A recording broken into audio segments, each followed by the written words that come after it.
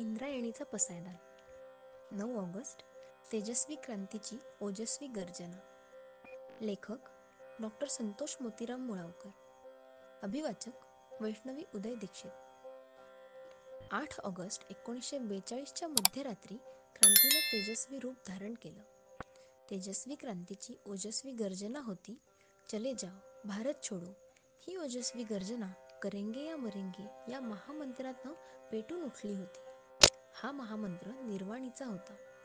या महामंत्रामुळं देशाच्या मुक्तीसाठी स्वतःचं निर्वाण द्यायला प्रत्येक भारतीय सिद्ध झाला होता. हा महामंत्र महात्म्यानं दिला होता.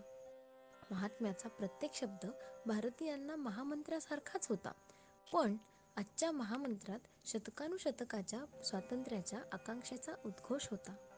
आजच्या महामंत्राला देशाच्या स्वातंत्र्याचं आढळपद, अक्षयपद हवं होतं. स्वातंत्र्याच्या अक्षयपदावर मानवतेची, अहिंसेची, सत्याची प्राणप्रतिष्ठा हवी होती. मरेंगे या शब्दात ब्रिटिश राज्यकर्त्यांना पारतंत्र्याचं, अन्यायाचं, जुलूम जबरदस्तीचं मरण दिसत होतं. अंधाराच्या साम्राज्यावरचा सूर्य तेजस्वी क्रांतीने अस्तंगत होणार होता.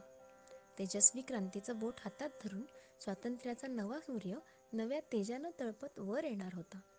त्यामुळं ब्रिटिश राज्यकर्ते खरं म्हणजे अन्यायकर्ते बेदरले होते. दडपशाही ही ब्रिटिशांची राज्यपद्धती नव्हती, तर जीवनप्रणाली होती.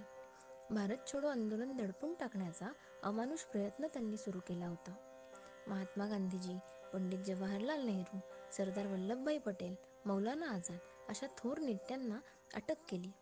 जयप्रकाश नारायण, अच्युतराव पटवर्धन, डॉक्टर राम मनोहर लोहिया, अरुणा असफ अली यांसारखे थोर नेते भूमिगत झाले. या नेत्यांच्या मार्गदर्शनाखाली स्वातंत्र्याच्या क्रांतीनं उग्ररूप धारण केलं. पारतंत्र्याची निर्लज्ज शान मिरवणाऱ्या पोलीस चौक्या, पारतंत्र्याची कारकीर्द निभळटपणाने लिहिण्यात धन्यता मानणारी खालमानी कार्यालये, पारतंत्र्याच्या आदेशांचा पत्रव्यवहार पाहणारी पोस्ट ऑफिसे क्रांतीच्या आगीत भस्मसात होऊ लागली. 9 ऑगस्ट 1942 हा दिवस तेजस्वी क्रांतीच्या ओजस्वी गर्जनांनी दुमदुमून गेला. या महान क्रांती दिनाची नोंद घेताना इतिहासही धन्य झाला.